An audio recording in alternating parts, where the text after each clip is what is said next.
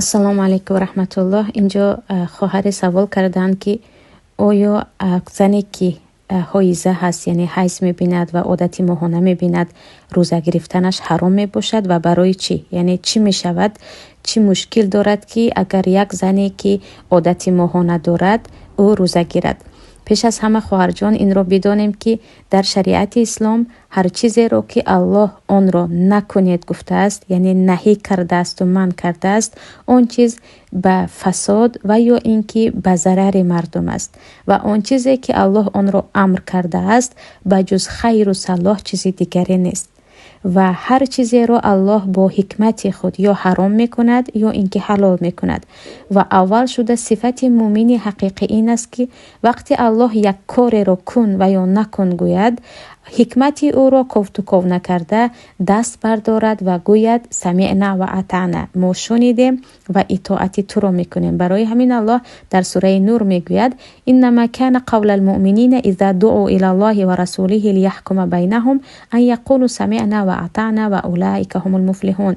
این مؤمنان هستند، مؤمنان حقیقی، وقتی آنها را به حکم الله و رسولش، به شریعت الله و پیامبرش جیغ زده شود که این شریعت است، آنها چیزی نگفته اول شده میگویند ما گفته های تو را و پیامبرت را شنیدیم و ما عمل میکنیم و اطاعت میکنیم.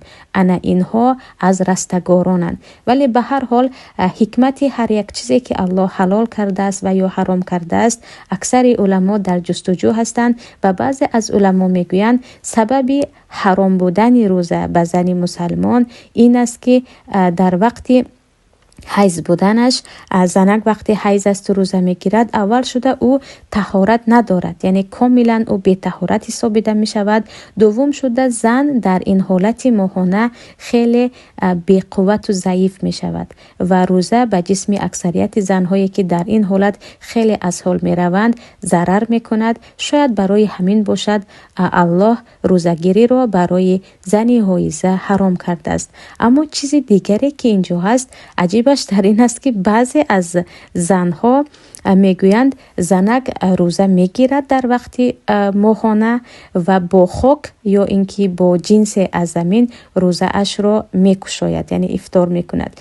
و بعضی ها این گونه خرافات هم در تاجیکستان هست که گویا که دخترکی که هنوز شوهر نکرده است حیض باشد هم، یعنی عادت ماهانه داشته باشد هم، باید روزه گیرد و برای او فرض است که چون شوهر نکرده است حیض است یا حیض نیست روزه گیرد. ولی این عزیزان به اتفاق جمهور علما برای زنی که عادت ماهانه دارد روزه گرفتن حرام است. این چونین برای او نماز خواندن هم حرام است و طواف خانه الله کردن هم حرام است. نزدیکی به همسر هم حرام است و این چونین در نزد جمهور علما قرآن را به دست گرفته خواندن هم حرام است و گناه است. و درباره این که روزه گیری برای زن مسلمان در وقت حیض بودنش حرام است، یک چند تا حدیث در صحیح بخاری و مسلم و دیگر کتاب ها هم هست. حتی حضرت عایشه میگویند در زمان پیامبر وقتی ما به سبب حیض روزه امان را قضا میکردیم،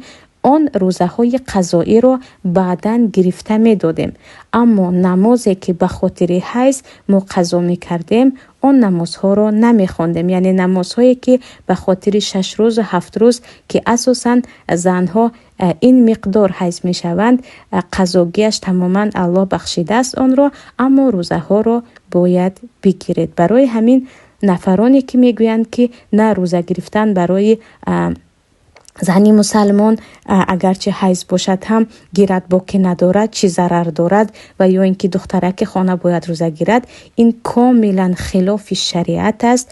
کاملا برای زن مسلمان حرام است که روزه بگیرد و حتی 5 دقیقه یا 2 دقیقه پیش از مغرب اگر زن حیض شد او باید دیگر بداند که آن روزش روزه قضا است، دیگر روزه همان روزه او کاملا برباد شد و از نو او باید این روزه را بگیرد.